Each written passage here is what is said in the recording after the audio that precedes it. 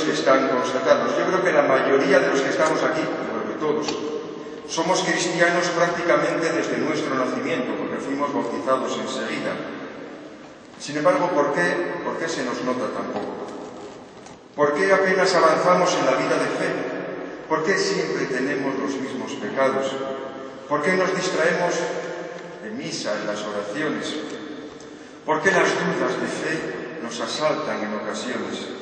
¿Por qué llevamos una vida tan mediocre en el ámbito familiar, en el ámbito del trabajo, en el ámbito del vecindario, en el ámbito personal?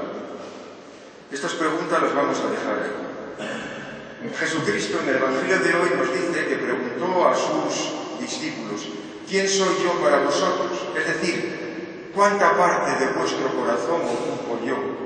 Es decir, ¿cuánto tiempo de vuestro día ocupo yo? ¿En qué lugar estoy yo en vuestra vida? Y hoy también Jesús nos lo quiere preguntar a todos nosotros: ¿quién soy yo para ti? ¿Cuánto tiempo ocupo de tu tiempo? ¿Cuánto lugar de tu espacio, de tu corazón? ¿Qué de importante soy yo para ti? Vamos a ir tratando de contestar un poco a esta pregunta. ¿Quién es Jesucristo para mí? Si Jesús para mí es un ser superior, pues decían aquí los chavales de confirmación de hace un año, decían ellos: Dios es un ser superior que manda sobre nosotros, es un ser injusto porque permite que se mueran niños de hambre y que haya enfermedades y que haya gente poderosa que no le pase nada, o también aquel otro. Es un ser superior que no podemos ver ni controlar. Es el que hace que nos ocurran todas las cosas de nuestra vida, las buenas y las malas. Por lo tanto, cuando alguien ve a Dios como un ser superior, pues bueno, pues como contrapartida, procura ir alguna vez a Covadonga, rezar un poquito en algún momento. Él está por allí y yo estoy por aquí. También otra imagen que podemos tener de Dios es una imagen de un Dios policía que está siempre con la libreta de las multas mirando a ver las faltas que hacemos para apuntarlas. Hace un tiempo un chico que casé yo, tiene varios hijos, hablando un día me dice: no, Andrés, yo voy a misa todos los domingos. Digo: bueno, muy bien. Dice: sí, pero yo voy a misa porque tengo miedo de que si no voy a misa, Dios me castigue en mis hijos y les envíe a mis hijos una enfermedad o un accidente. Y como no quiero que les pase nada malo a mis hijos, yo por eso voy a misa. ¿Ves? Por lo tanto, el que piensa que Dios es un policía tratará de hacer trueques: te doy esto a cambio de esto. Tratará también de dar alguna limosna, alguna oración, para que esté contento ese Dios. Hay otros que ven a Dios como alguien más cercano, más cariñoso, que escucha, que comprende. Voy a poner dos ejemplos de estos. ¿Sabéis lo que es la Ouija, no? La Ouija es una mesa donde se colocan todas las letras del abecedario. También se colocan los 10 números: 0, 1, 2, 3, 4, 5, 6, 7, 8, 9. La palabra sí, la palabra no, y un vaso boca abajo. Y varios se ponen alrededor de la mesa y con el dedo, sin tocar el vaso, lo ponen sobre dicho vaso, sin tocarlo, y empiezan a invocar los espíritus. ¿Hay algún espíritu por aquí? Y el vaso se mueve solo, sin tocarlo. Algunos dicen: ya, pero es por el poder de la mente. Otros dicen: no, son los espíritus. Pues bien, hubo una vez una chica en Pola de Siero, unos 18, 20 años, que hizo la Ouija y al terminar volvió para casa y empezó a sentir mucho miedo, un miedo cerval, porque sentía que el armario se movía, que la cama se movía con ella, que alguien le tocaba, le rozaba la mejilla, que había alguien allí en su habitación. Encendía la luz y no había nada, pero aquellos ruidos seguían. Entonces ella salió picando y se metió en la cama con los padres. Empezó a tener miedo, y no podía quedar a solas, ni de noche ni de día. Quiso dejar de estudiar por el terror que tenía. Prácticamente se encerró en casa. Los padres, muy preocupados, la cogieron y la llevaron a un psicólogo, pero aquello no mejoraba. La llevaron a un psiquiatra, tampoco mejoraba. Finalmente la llevaron al párroco de Pola de Siero, que no sabía qué hacer con aquello, y nos lo mandó al obispado. Y allí llegaron a mí y vinieron un día el padre, la madre y aquella chica. Me contaron un poco la situación, empezamos a tratar una serie de cosas y poco a poco aquella chica se sintió liberada hasta que aquello ya fue desapareciendo.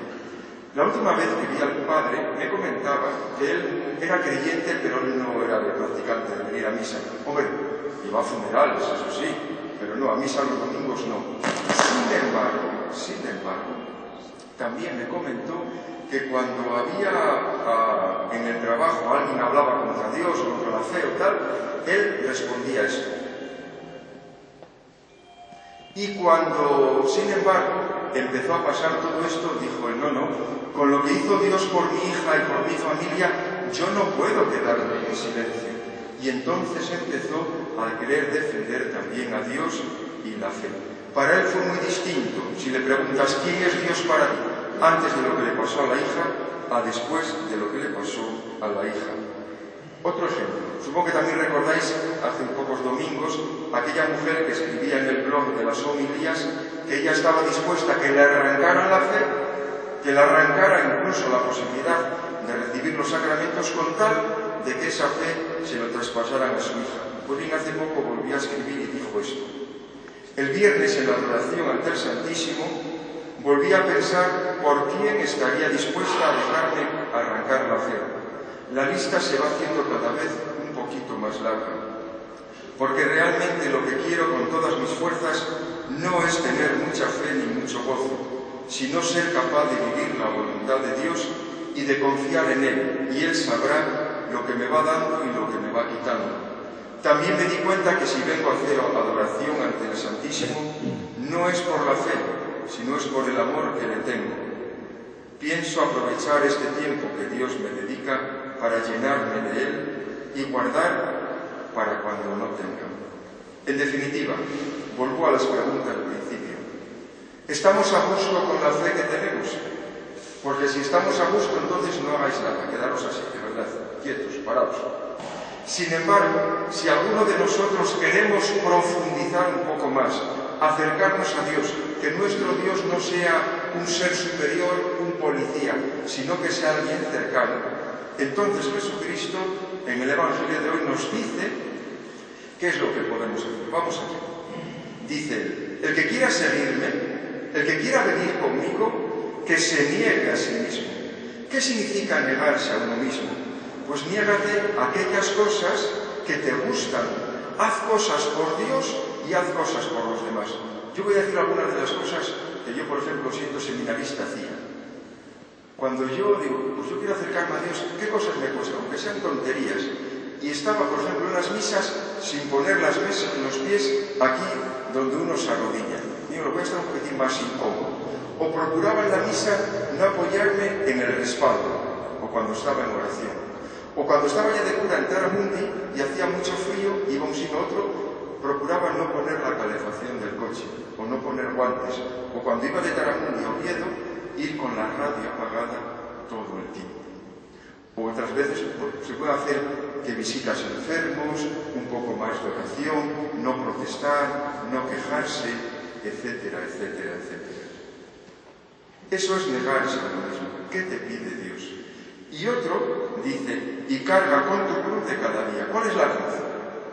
Todos tenemos nuestro sufrimiento, todos tenemos nuestras dificultades. Cada uno tiene las suyas. La situación en casa, en el trabajo, con una persona.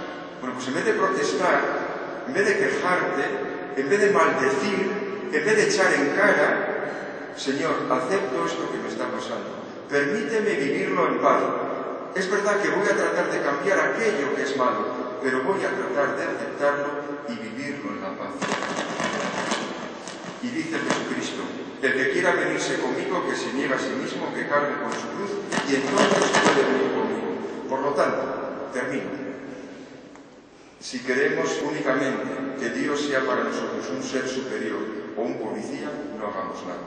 Si queremos estar más cerca de Dios, Dios nos dice, niégate a ti mismo y acepta la cruz que cada día tienes a tu lado.